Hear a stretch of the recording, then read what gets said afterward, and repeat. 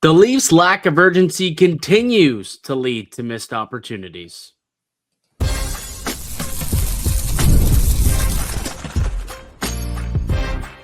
You're Locked On Maple Leafs, your daily podcast on the Toronto Maple Leafs.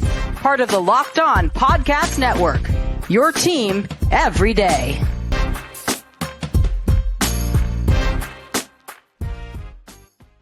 Hello and welcome into the Locked On Leafs podcast, a daily Maple Leaf-centric podcast hosted by myself, Mike DeStefano, and my co-host, Dave Morassutti. We got a few things we got to get into today. The Western Conference Final begins tonight, so we'll kind of preview that a little bit later on. The Marlies Game 3, you were down at practice yesterday, so we'll get your thoughts and lay the land of what's going on with the Marlies as they strive for another Kelly Cup. But I guess we got to kind of start with some breaking news around the league that certainly has a ripple effect on the Maple Leafs, Dave, and that is the Vancouver Canucks today announcing that they were relieving Adam Foote of head coaching duties. They completely gutted the entire coaching staff in Vancouver. How does this impact the Maple Leafs, Dave? There's a prevailing thought that they did this in order to keep Manny Malhotra in the fold, and he could potentially get promoted up to be the head coach of the Vancouver Canucks, which would obviously take him out of the running for the Maple Leafs head coach. What do you make of the news, and how much of kind of kicking the pills would this be to the Maple Leafs brass if they thought maybe Malhotra could have been their next guy? Yeah, as soon as they made the changes and Ryan Johnson was named the general manager, it kind of felt it was inevitable. Like Adam Foote was on the clock. It was almost like he was like a sitting duck, just waiting for the news to say, "Yeah, we're moving on." And like the Canucks, I give them credit because they clearly were like, okay, we need to go in a new direction, change things up. They did. New guys come in. They were hired. When did they hire them? Oh, a couple days ago. Like they wasted no time. I think it was. Yeah, I was trying to think how the timeline all kind of worked out there, and it's like, no, they didn't. Like, it's not like, okay, we're gonna maybe have a decision on it within a week or two. No, they were pretty. They're urgent. There was urgency, yeah. Right? There was urgency out of the Canucks organization. All right, we have a vision, and it is not aligned with Adam Foote. We have a vision, and we think that someone else will be better suited for the job. Now, we don't know necessarily that it will be Manny Malhotra. They have not announced this, but I can bet your ass he's going to interview and have a very strong likelihood of landing the job. It's pretty much his to lose at this point, I would imagine. Yeah, like Ian McIntyre, who I know covers the Canucks for us at Sportsnet, has pretty much said like Malhotra seems like the only guy right now on the list. And he also did say that pretty much the first one to be interviewed will be Malhotra. Yeah. He would be the first and potentially the last. Yeah. I mean, what do you got to interview? Like, Ryan Johnson knows this man better than anyone else in hockey. Like, he hired him to be the head coach of the AHL team. And, Johnson now moving up to the NHL team would make sense that he takes his coach with him. We saw it happen here in Toronto with Kyle Dubas and Sheldon Keefe, right? Those guys, they did good things when they were with the Marlies. And, Sheldon Keefe won a championship down in the AHL. And then, a year or two later, he was up coaching the big boys in the NHL. Manny Malhotra last year won them a championship, and sounds as though he's going to get an opportunity to come and be the head coach here, which is interesting because they own the number 3 pick in the draft, and Manny Malhotra's son is actually in the draft and expected to be a top 5 pick. Wouldn't that be kind of awesome for Malhotra to be there on draft day and have them select his son and, obviously have I don't know if have we ever had a father-son coaching duo? Like, I don't know if we've had that before, realistically. That'd be pretty cool. If that works out that way, where Malhotra gets the job, and then at some point his son will end up playing for him and playing for Vancouver. Would be pretty cool if that were to happen. But yeah, it's unfortunate for the Maple Leafs, that's for sure, because he was like, I would say definitely a top 3 target for the Leafs, had to have been, if not Yeah. a top target for Toronto. But there wasn't a whole lot of urgency, like they said they wanted to cast a wide net, and by doing so, you leave stuff like this open, right? Instead of locking in a guy as soon as you possibly could, you're casting a wide net. You want to talk to multiple different people. Well, in the meantime, other guys are going to have to move on, do what's best for them. And, the Canucks obviously decided, hey, instead of losing Manny Malhotra to the Maple Leafs, maybe it's a better solution for us to let go of Adam Foote. Thank you for your service. Let's bring in this guy, and then we won't have to worry about that. So again, the Maple Leafs just kind of dragging their feet, and it's costing them, right? Kind of cost them by holding on to Berube and not making the move for Pete DeBoer earlier in the year. And it seems like it's kind of costing him again here with Manny Malhotra as well. And same thing with Sonny Mehta. Like they wanted to go through this long, expansive search, and all of a sudden Mehta comes off the board because New Jersey was urgent and made a big push for him. And he decides to go to New Jersey to be their general manager, and the Maple Leafs end up with John Chayka. So just once again, it's this lack of urgency by the Maple Leafs that kind of continue to lead to them kind of missing some opportunities here this offseason. Yeah, like even the Devils. I know that they hired their GM a lot sooner than the Leafs did, but they also are just like, we're making changes, and we finally decided, okay, like Sheldon Keefe is staying. Which I there wasn't as much. I don't think many were expecting Sheldon Keefe to go at this rate. I think he's in a situation where they're gonna give him a chance with the new GM to see if he can, help get the team turned around.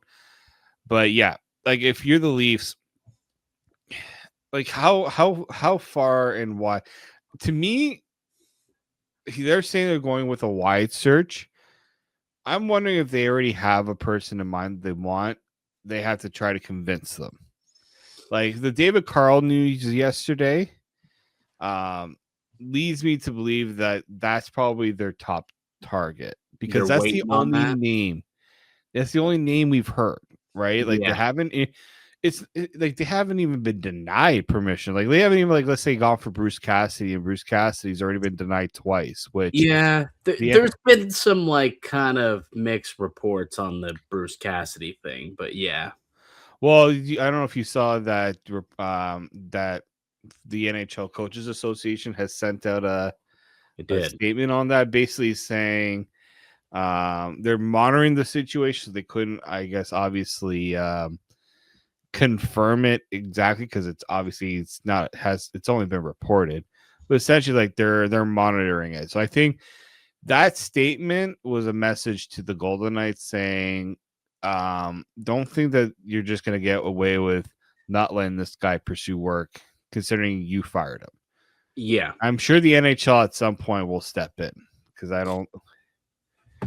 Now, does that mean the Leafs are going to interview Cassidy? Well, they actually have to go and interview people, like actually request interviews. They do. They gotta interview some guys at some point, more than just one guy. For if it's gonna be a large net, you gotta speak to more than just one guy, one person. And the Oilers have done more work to interview people than the Leafs, and they had a coach when they tried to interview Cassidy. Yeah, which is kind of the funny part in all this. Ironic too, but again, urgency, a lack of urgency by the team. It's like they're just so lackadaisical, and it's like, things will happen the way that they're supposed to happen. And even when Chayka spoke on, when they fired Berube and he had his press conference, he was asked about a timeline. I get it. He didn't want to put himself in like some sort of parameters in a pickle to like hurry up a timeline or anything like that. But even he said, like, I know there's the natural order of things, and maybe we won't have a coach in place by draft or free agency. And I'm like, you freaking better. What do you mean you might not? Like, what? Are you that nonchalant about this process? Like, you would think you'd want it as soon as possible so you can get going with some of these discussions on how you're going to shape your team, how you're going to play, the identity of what your team is going to be. Like, everyone's got to be in alignment with that. And the sooner you pick your coach, kind of the sooner you can continue with those further discussions. Yeah, get to work. Really, put your sleeves up and go this offseason. And get to tinkering on this team that solely needs a little more than a tinker, but at least does need a lot of work. It's just frustrating a little bit seeing how slow moving the Maple Leafs have been in this entire offseason, and just seeing GMs and coaches kind of get scooped up as they kind of sit there and continue to do their quote unquote deep due diligence. Double D's. The double D's. I don't know. But yeah, so we'll see what happens. I'd imagine they will speak to some more people at some point. It's not just going to be David Carl. There was a report, though, I know on 32 Thoughts, Elliot Friedman had mentioned that I think there may have been a request put in for Bruce Cassidy, and it wasn't denied. So maybe Vegas is only denying teams in the West, possibly, or their own division. Or their own division with like Edmonton and LA being denied, and supposedly Toronto might be able to. I'm just reading this here. This is from the Hockey News, reported at Friedman report, saying that a recent report from Sportshead's Elliot Friedman seems to imply that Vegas, to this point, has not denied a permission request from Toronto. So we'll see what happens there. But hopefully we get some news on a coach pretty soon, because, again, if, eventually, Bruce Cassidy maybe comes off the board, Malhotra comes off the board, you're going to be left with not a lot of great options at that point. Some of your top options are going to be gone, and now you're going to be, searching for the sloppy seconds, right? The second, third choice, and that's not what the Leafs should be, man. Like, they're supposed to be a premier organization. Like, why they're settling for second fiddle every single time? It's like the Blue Jays in free agency, right? Always the bridesmaid, never the bride. Why are the Leafs all of a sudden getting into this nonsense this offseason when it comes to coaches and GMs? We'll see. I mean, they could still end up with, a top-tier coach.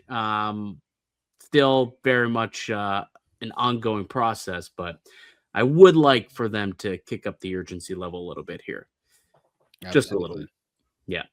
All right, on the other side, we'll get an update in Marley World. Dave, you've been covering the team and covering it throughout the playoffs here, so we'll get an update from you, from practice, some NHL news and notes. Mitch Marner begins his first ever conference final adventure tonight, so we'll get to that as well. It's all coming up on the Locked On Leafs podcast, part of the Locked On Podcast Network. It's your team every day. Today's edition of the Locked On Leafs podcast is brought to you by Quo. Missed calls and slow follow-ups are silent killers for businesses. That's how money gets left on the table without people even realizing it. That's why today's episode is brought to you by Quo, spelled Quo, the business communication system built so you never miss a call. Quo helps businesses keep their conversations organized by letting your entire team make calls and texts from where shared number. No more drop messages, missed opportunities, or disconnected communication. It is designed for how modern businesses should act. The part I love, everything lives in one clean thread. Calls, texts, voicemails. The whole team sees the conversation. Nothing falls through the cracks. And the AI summary save time by logging calls and highlighting the next steps automatically. It just makes your business feel more organized and responsive. Money is on the line. Always say hello with Quo. Try Quo for free. Plus, get 20% off your first 6 months when you go to quo.com/LockedOnNHL. That's quo.com/LockedOnNHL. NHL. Welcome back into the Locked On Leafs podcast. Mike DeStefano, Dave Morassutti with you as we are each and every weekday, Monday through Friday, with brand new episodes of the Locked On Leafs podcast, free and available wherever you find your podcast. And hey, don't forget to check out the Everydayer Club for ad-free episodes and access to a group chat with myself and Dave and other listeners of the show. Tap the link in the show notes below or go to lockedonleafs.supercast.com. Join the community and come chat with us on Discord. All right, Dave. Couple little things I want to get to Leaf-wise before we kind of get into what's going on elsewhere around the NHL.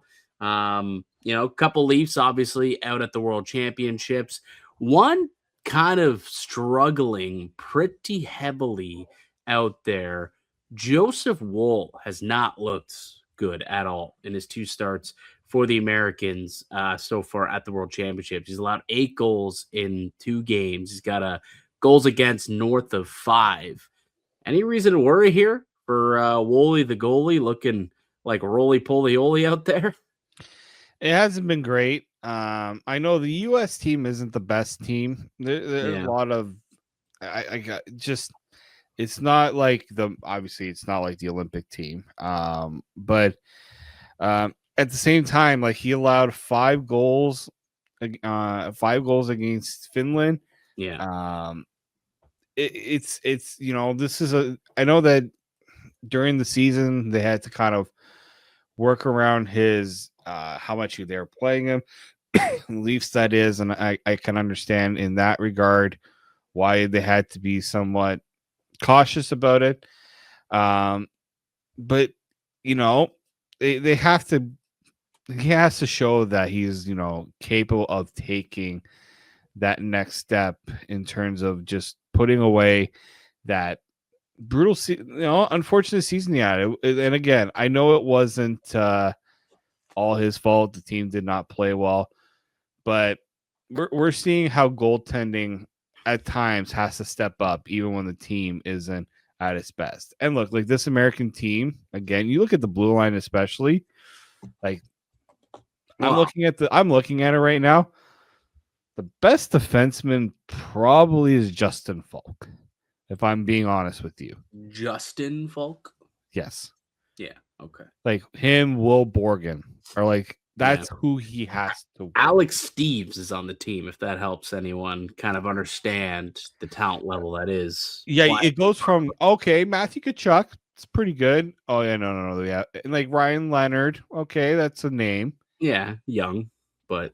James Hagens, they got a lot of young players, but ain't a roster I'm going, yep, that's a juggernaut roster. That's a team I'm going to fear playing against. Yeah.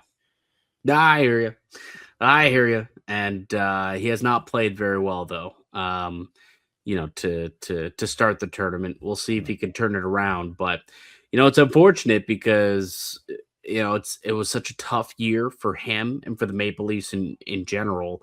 And we're expecting conversations to heat up about whether or not the team should trade one of these 2 goaltenders, or one of 3 goalies, I suppose.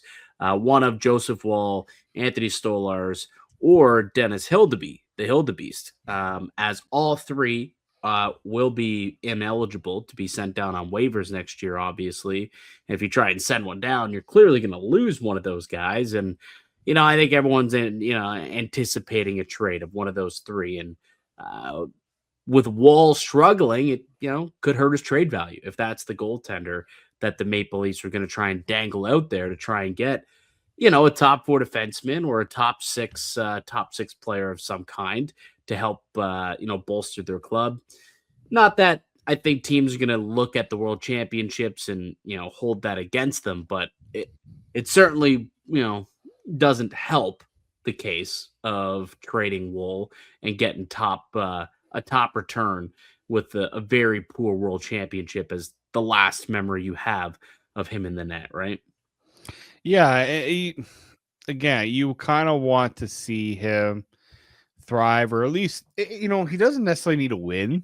No. But he can't be having games where he, where he You looks can't out lose of to his depth. you can't lose to the Swiss. You can't give up 5. Like, you can't have a goals against north of 5.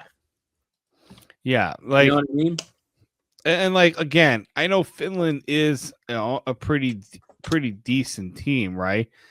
But I'm looking at it like again, it's not a team that should be giving them like Joseph Woll that Yeah. many issues, right?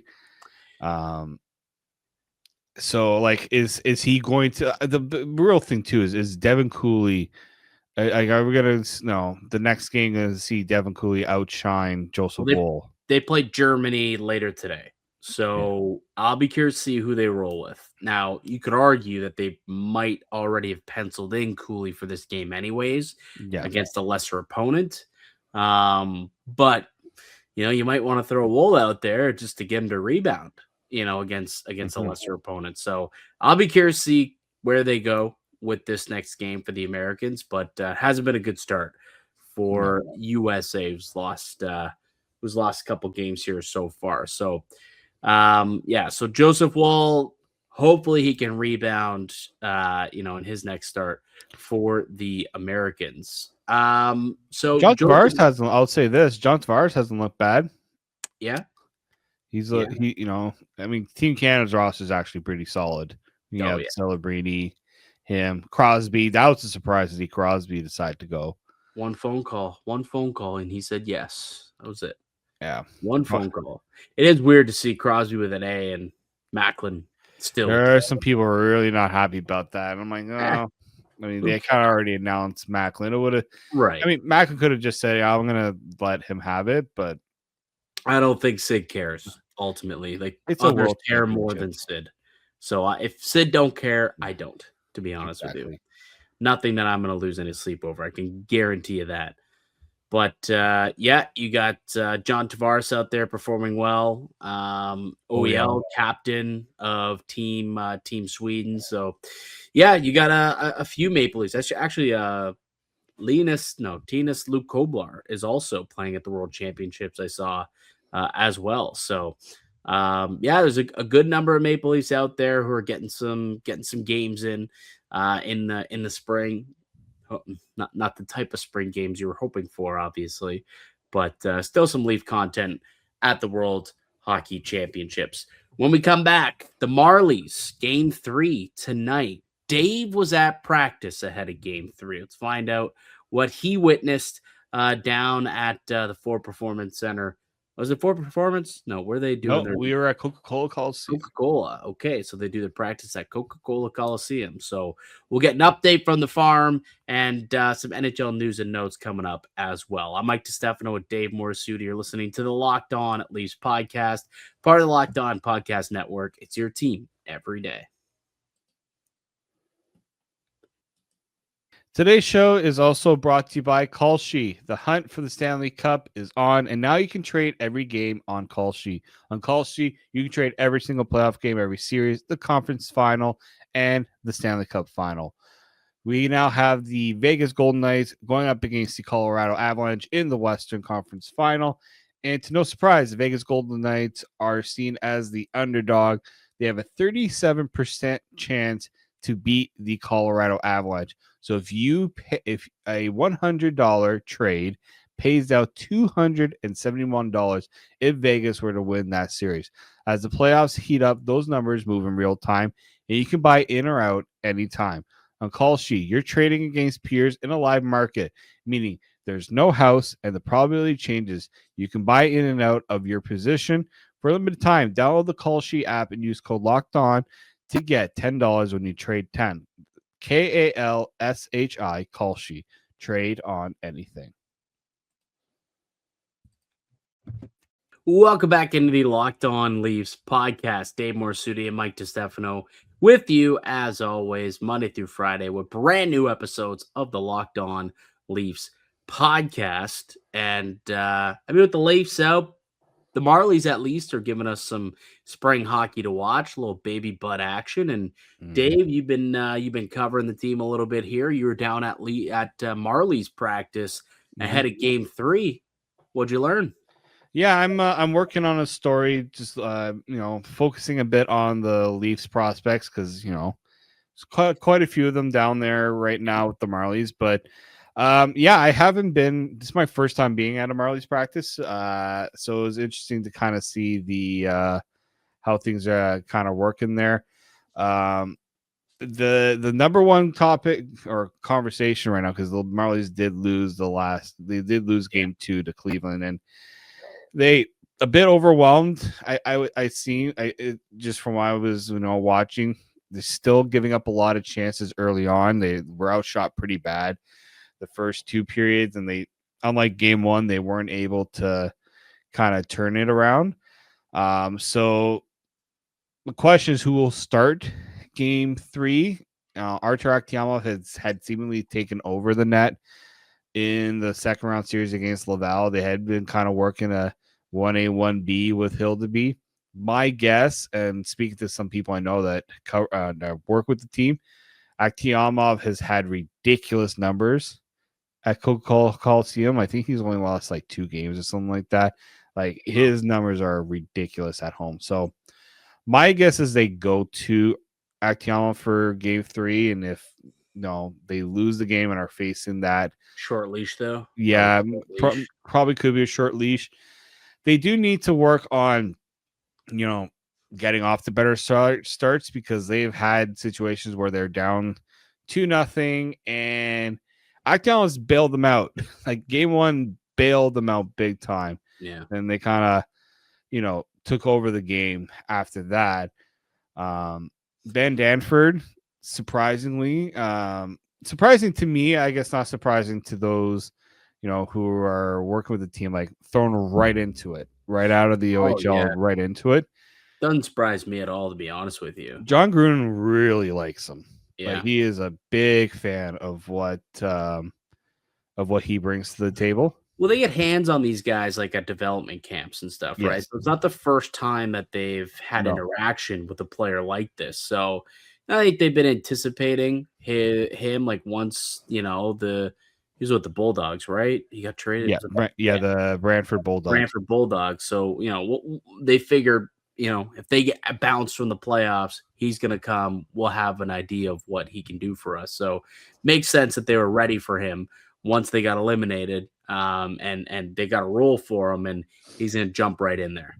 And I'm excited. He's the only defensive prospect in the Maple Leaf system that you can look at and say he looks like a surefire NHLer, and not even top pair guy, but like just a surefire NHLer, right?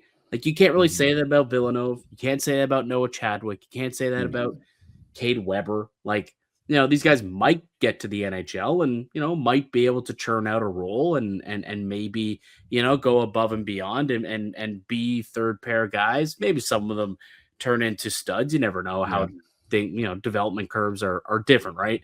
Darren Radish didn't break out this year until he was 30 years old, and finally broke out, and became a point per game defenseman. So you never know, but he's the only one that the Maple Leafs look at and say there's definitely a roster spot for him in the next 2 years here on the Maple Leafs. So throw him right into the fire, I think, is wise for the Leafs to do as well. Yeah, no, I definitely agree on that. I do think that, again, there is a plan here from like him and Easton Cowan are kind of seen as kind of a big part of the Leafs' future. We know that this is like they're in a lot of ways where the Leafs don't have as much in the system. So there's a lot of pressure on these guys. I think they put the pressure on themselves too. So yeah, I'm curious to see how they'll bounce back following the game 2 loss. A few guys have also been a little bit quieter in terms of just like having a consistent presence. Like, the Luke Hames, Jacob Quillen, Bo Groulx's been playing pretty good, pretty well as well. But yeah, gonna want to see a little bit more from some of the other guys that were up with the Leafs at the end of the season. Speaking of Bo Groulx, I bought a really cool Bo Groulx card over the weekend. Future Watch patch auto. Yeah. Wow, pretty Yeah. cool. That's pretty snazzy. It's a sweet card. I'm not gonna lie. It's one of his better cards that he owns. Just wanted to show while we were talking about Bo Groulx for half a second. Shout out to Bo Groulx. Yeah, I mean, I do think that there's, he's a guy that, I hope will feature into the team next year. I think there's He had a nice little stretch there at the end of the season for the Leafs, and he's gonna be given an opportunity for sure to compete next year for for one of those final roster spots. Not like everyone expects for Bo Groulx to score at the rate in which he was doing for the Maple Leafs earlier this year, but definitely can be in the mix as a depth option for next season. He's under contract, right? They signed to a 2-year deal last year, so he will have an opportunity to compete for a job. Did you get a chance to speak to any of the beat guys, the regulars, about some players who might be impressing throughout these playoffs so far? Todd Crocker was there. I mean, Todd Crocker is Mr. Marlies, right? Oh yeah. So, the fourth line, they really like how that fourth line plays. They're very big on, having the veterans to play a big role and helping the younger guys out quite a bit. So I do think that that's something that the team kind of like most AHL teams, like you're going to have those veterans who are going to, play a big role in terms of, Logan Shaw. Like, is Logan Shaw part of that? Yeah, Logan Shaw is a huge part of that in terms of, not only as the captain, but just he's done it for so long. It's like he's one guy. Reese Johnson, Mark Johnston, are kind of guys. Vinny Lettieri, we talked a little bit about him. I think his big game earlier in the playoffs. Like he's another one. Cedric Paré. Ever seen Cedric Paré? Guy is a pretty big dude. Yeah, I've seen him throw the fisticuffs a couple of times. Yeah, like they got guys like that. A lot of those bigger guys. Like they have a lot of blue. The other thing is they have a lot of like veteran guys on the blue line. Yeah. Benning. They have Mermies. Mermies has been pretty good. Refi was another one that they mentioned. He's a guy that they missed during the year because he was hurt for a good portion of the season, so that's someone they've missed. But I would say like a lot of their veteran guys have really kind of stepped up when the younger guys have kind of have had their ups and downs in the playoffs. All right, so the Marlies in action tonight, as are the Vegas Golden Knights and Colorado Avalanche, as the Western Conference Final begins tonight. Colorado favored at home to win this game tonight. But as we start round 3 of the playoffs, the conference final round of the playoffs, do you know where Mitch Marner currently stands in Conn Smythe odds on FanDuel? Do I even want to know? I'm sure he's like almost like near the top. He has the 3rd best odds to win Conn Smythe. I was going to say McKinnon, Freddie Anderson, and then Mitch Marner. So 2 of the top 3 Conn Smythe frontrunners to this point in the postseason. Former Maple Leaf castaway who couldn't get it done in the playoffs, apparently. I mean, to be fair, even with Carolina, he hasn't gotten it done either. This is kind of like he's found himself. You think they get it done against Montreal? You know what? I was just looking at kind of Montreal's been very fortunate in a lot of ways. Like the analytics have not been very kind on Montreal. They were outplayed in Game 7. Both Game 7s. Didn't they only get like 9 shots on goal against Tampa in Game 7? Yeah. And then they're outshot in Game 7 the other night too against Buffalo. So yeah, I'd say they've been pretty lucky. Yeah, and Jay Fresh, one of my favorite accounts on X, talking about the players who haven't exactly been producing for them at 5-on-5. Yeah. How many primary points at 5-on-5 do you think Nick Suzuki has? 2. Demidov and Caulfield both have 1 each. Yeah. Slafkovsky has 0 primary points at 5-on-5. In the whole playoffs? The whole playoffs. Wow. 14 games. He has a secondary assist at 5-on-5. So, I mean, you can look at that glass half full, which you won't, being obviously a Montreal Canadiens hater.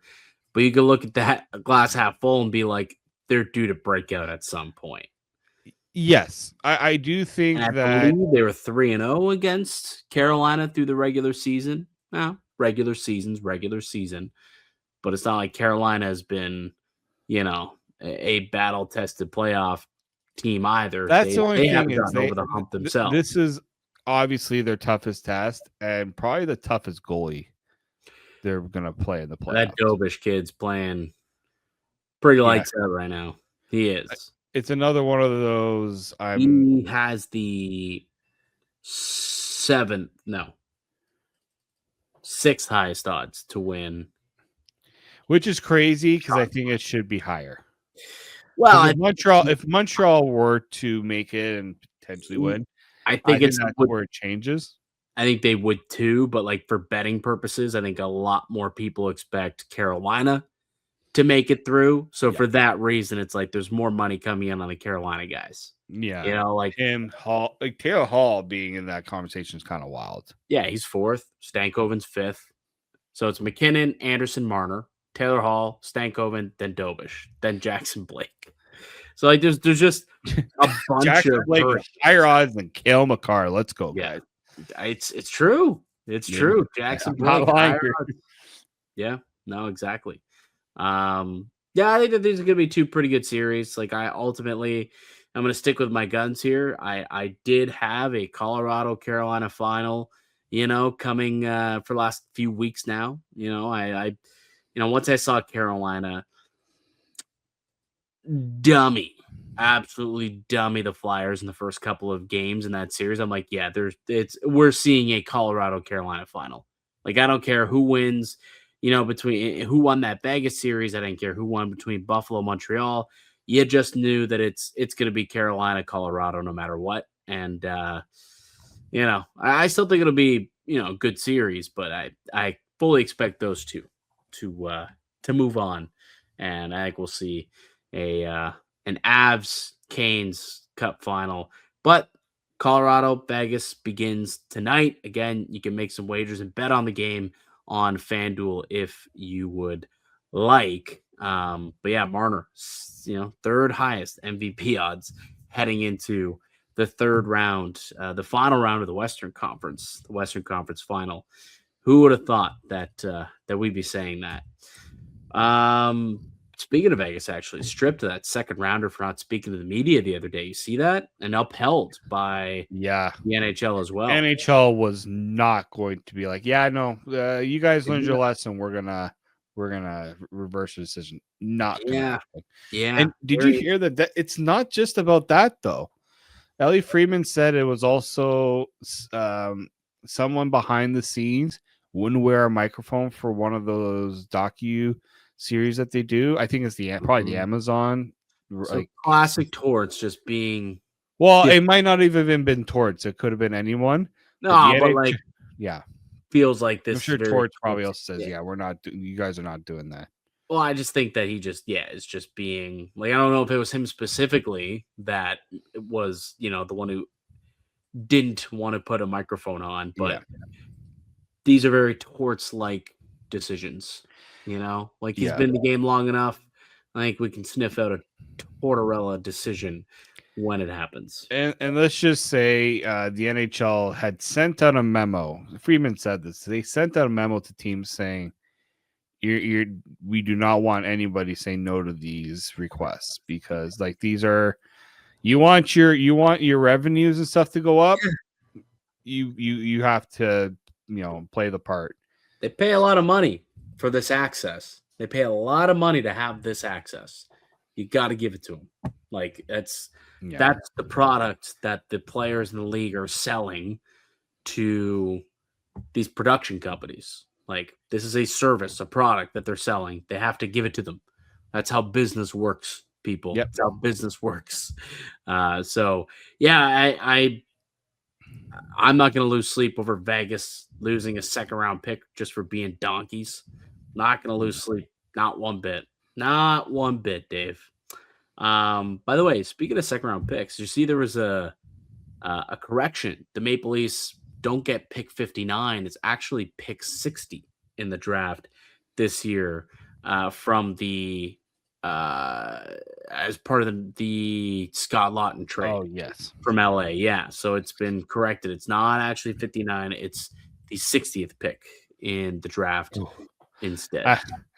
Watch whoever goes 59 end up being an absolute stud in the Leafs. Yeah.